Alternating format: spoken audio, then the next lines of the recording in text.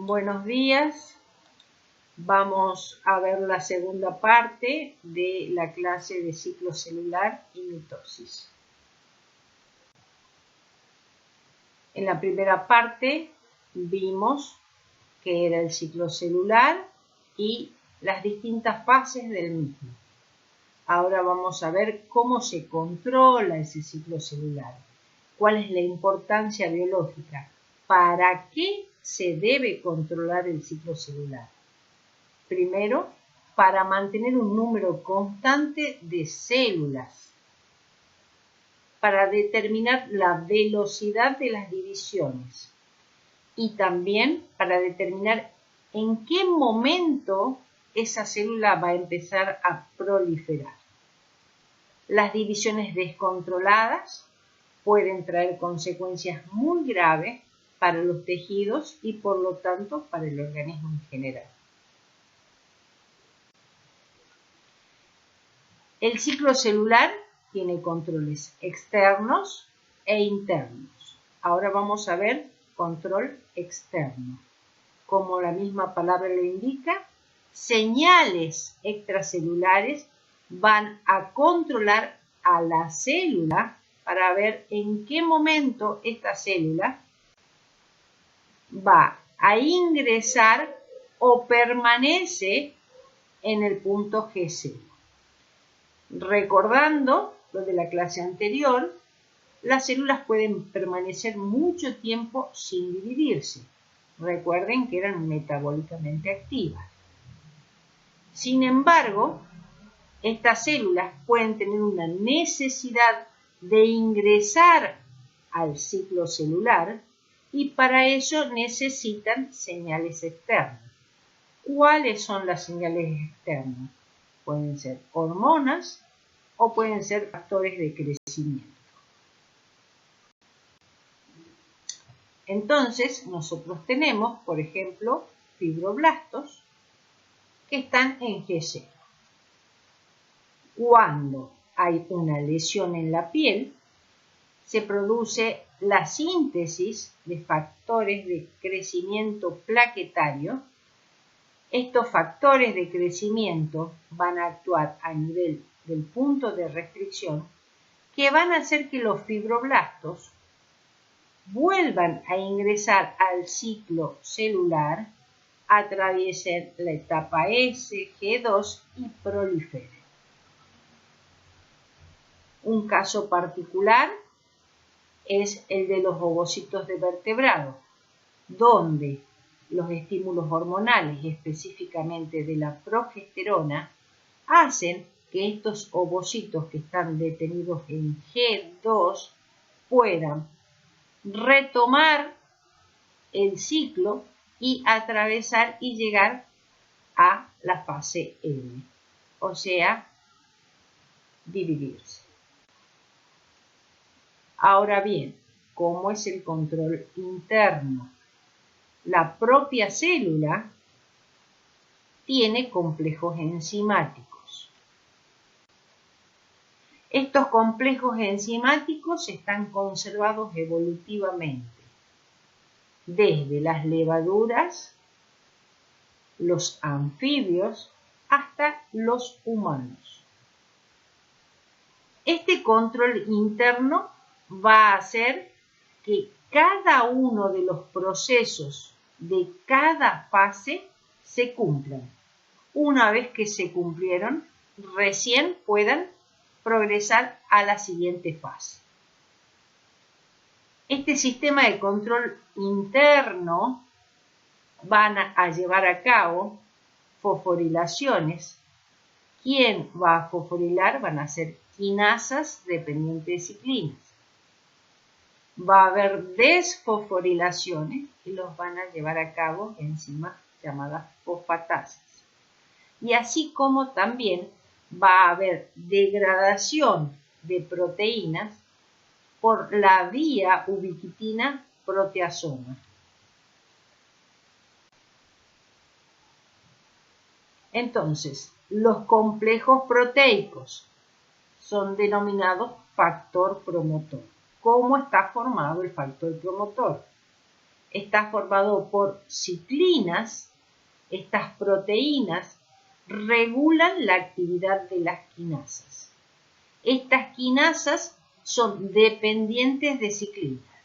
Cuando están formado el promotor, estas quinasas van a fosforilar proteínas blancos específicas.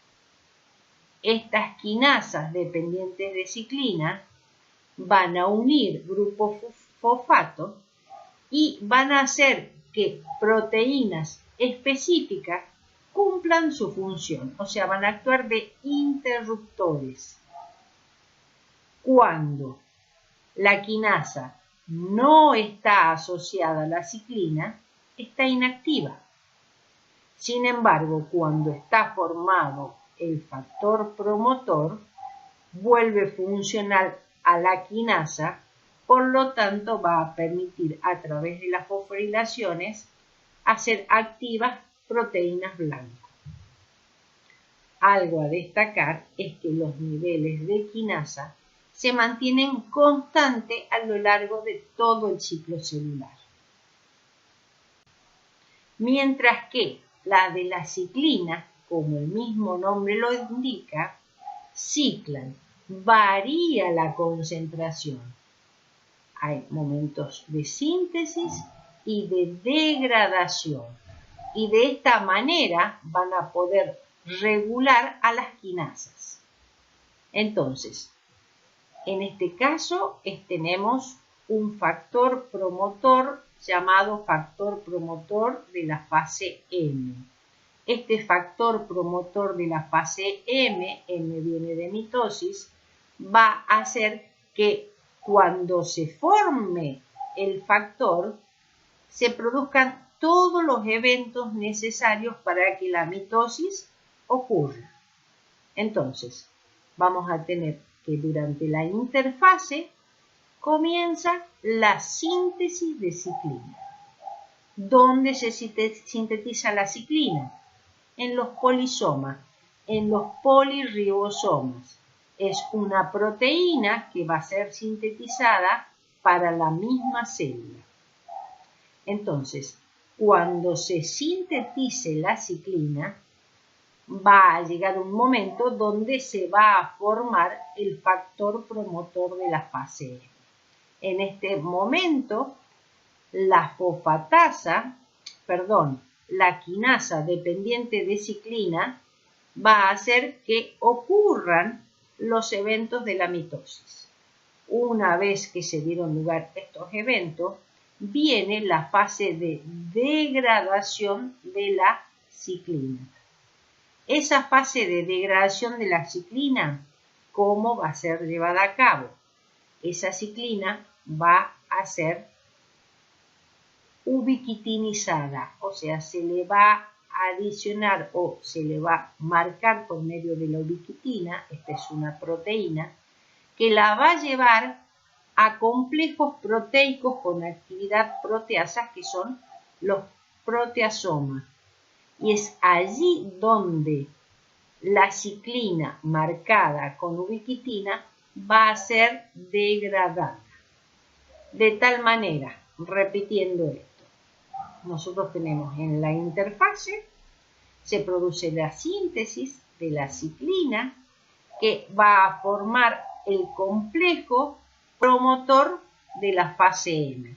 Entonces, en este momento, la quinasa dependiente de ciclina empieza a fosforilar proteínas blancos para que los eventos de la mitosis ocurran.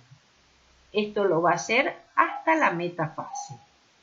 Luego comienza la degradación de la ciclina por medio de la vía ubiquitina-proteasoma, de tal manera que cuando se degrade la ciclina, deja de estar activada la quinasa.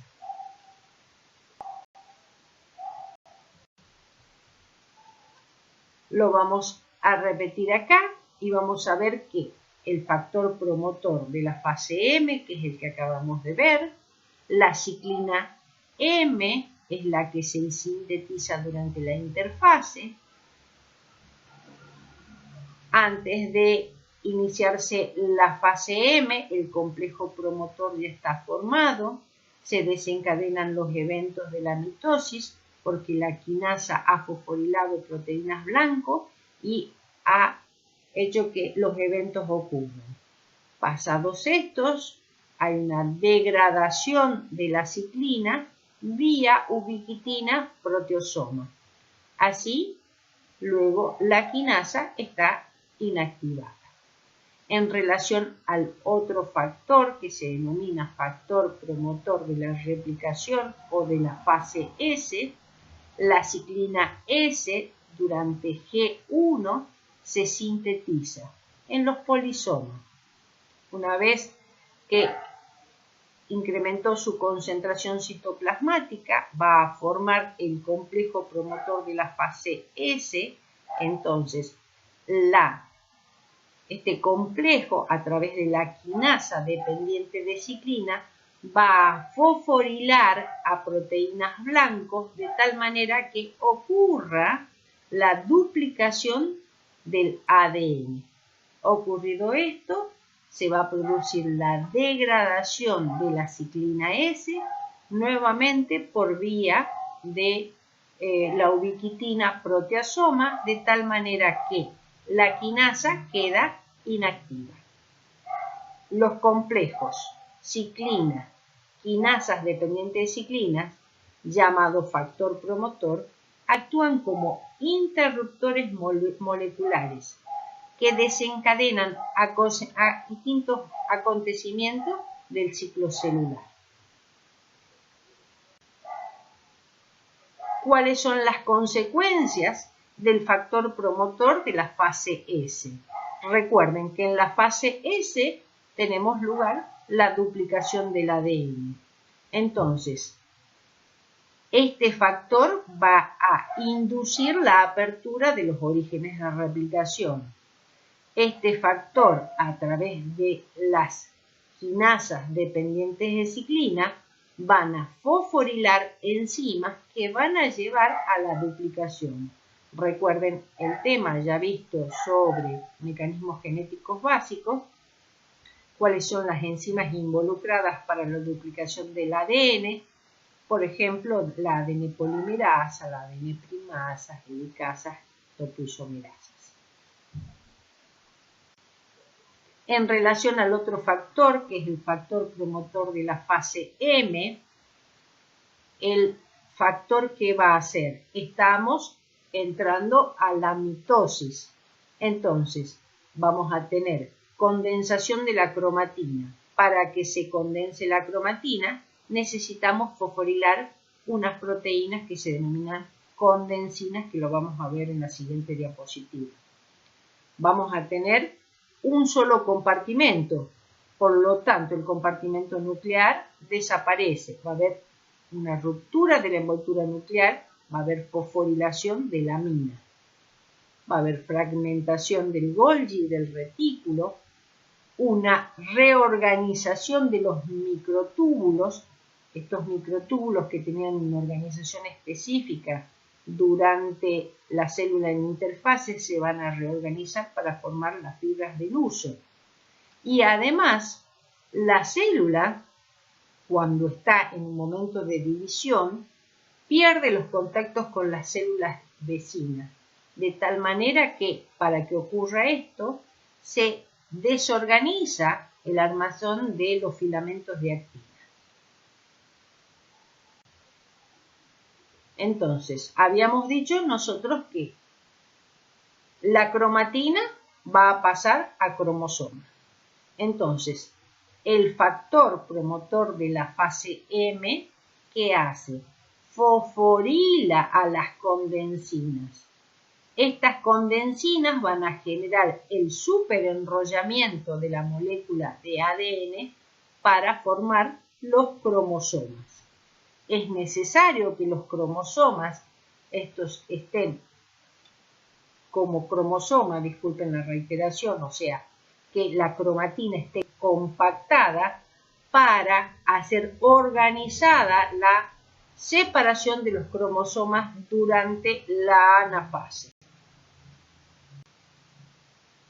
Otro evento de la mitosis es que debe haber un solo compartimento. Por lo tanto, el compartimento nuclear, habíamos dicho que desaparece. ¿Cómo hace para desaparecer el compartimento nuclear? El factor promotor de la fase M va a fosforilar a los filamentos intermedios de la amina, que tenían esta estructura octogonal y que son el soporte para la envoltura nuclear. Entonces, el factor promotor va a fosforilar a la lamina de tal manera que se desorganice.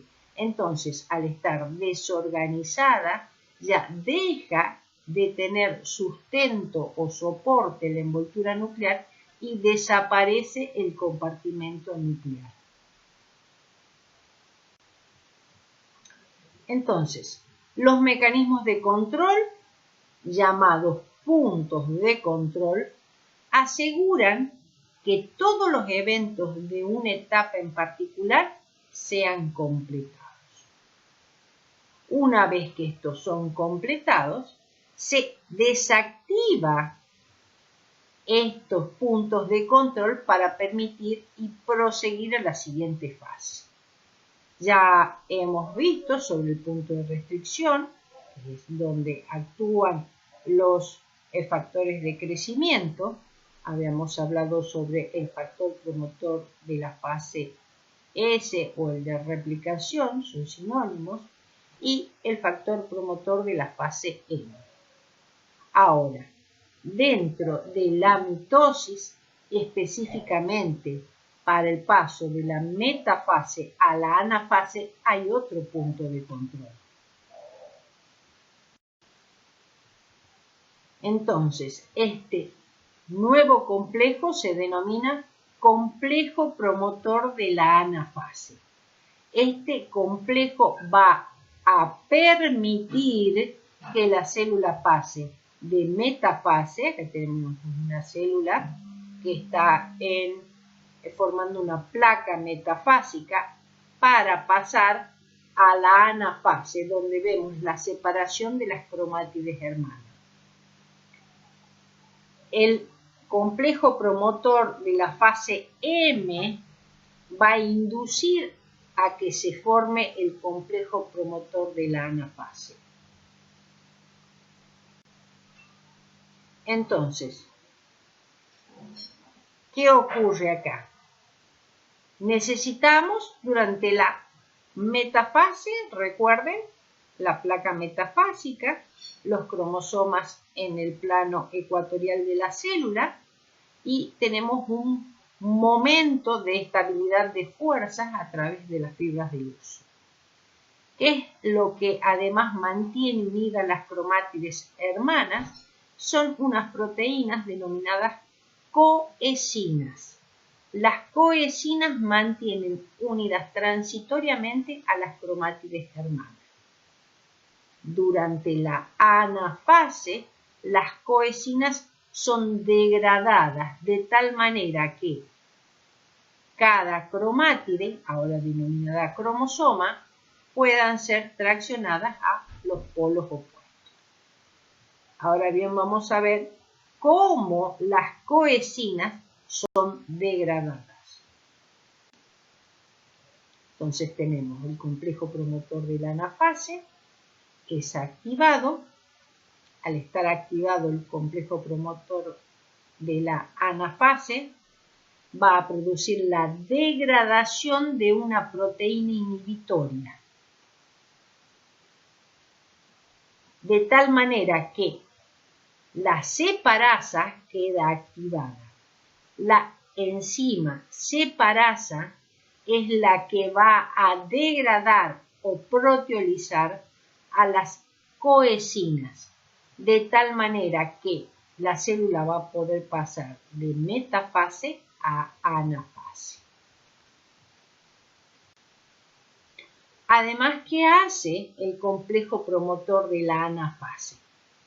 Va a testear que las fibras del huso cinetocórico estén correctamente unidos al cinetocoro. Si no ocurre esto, si no está unida correctamente la fibra cinetocórica al cinetocoro, se produce la inactivación del complejo promotor de la anafase, de tal manera que la célula no salga de la metafase, quede en la metafase, no va a proseguir a la siguiente fase que es la anafase. Además, se controla el ADN en las diferentes fases. Un punto de control del ADN es en el punto de restricción. En la fase S está monitoreado permanentemente. En G2 el ADN está dañado, no se ha replicado correctamente en la fase S o se replicó una vez más. Y durante la metafase se controla si hay una alineación correcta de los cromosomas en dicha fase. Este control puede llevar, si hay errores, a la detención del ciclo celular, puede llevar a la reparación del ADN y si no puede repararse el ADN, va a llevar a una muerte celular denominada muerte celular programada. Acá es muy importante una proteína que se denomina P53. Esta proteína P53 va a detectar si el ADN está dañado. Entonces, se incrementan los niveles de P53 que van a hacer parar el ciclo celular en G1. ¿Cómo lo hace? Entonces, hay daño en el ADN, se produce una activación del gen de la P53, hay transcripción, hay traducción de la P53. Esta P53 va a activar al gen P21, va a generar la transcripción y la traducción de esta proteína P21 que va a bloquear al factor promotor de la fase S. Entonces, de esta manera hay una detención del ciclo celular. La proteína P53 es muy importante, ya que enlaza procesos de daño celular con la detención. Hay daño del ADN, entonces en ese momento va a haber detención del ciclo celular. La P53 también va a activar enzimas de reparación del ADN. Y si el daño no es reparable, va a activar lo que se llama muerte celular programada. ¿Para qué? Para que el ADN dañado no sea transmitido a la progenie.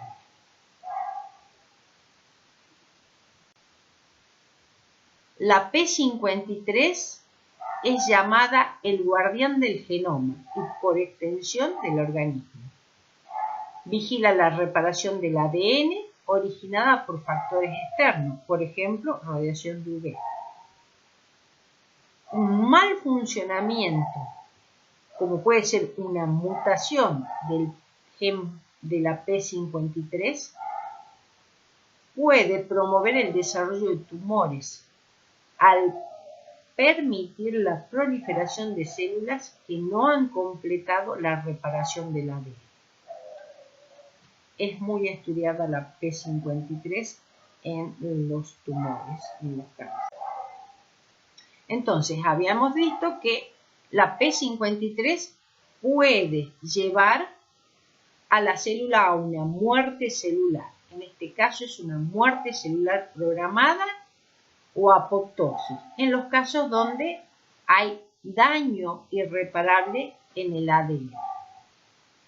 Entonces, la apoptosis constituye un mecanismo de defensa, ya que elimina a células potencialmente peligrosas. La apoptosis está genéticamente determinada. Es un proceso fisiológico y normal. Se puede dar tanto en tejidos adultos como en tejidos embrionarios. Las células que mueren por apoptosis tienen características morfológicas clásicas, características. Y la apoptosis no produce proceso inflamatorio. Por ejemplo, durante el desarrollo embrionario, la apoptosis cumple un papel fundamental en la reorganización de estructuras, por ejemplo, en la eliminación del tejido interdigital.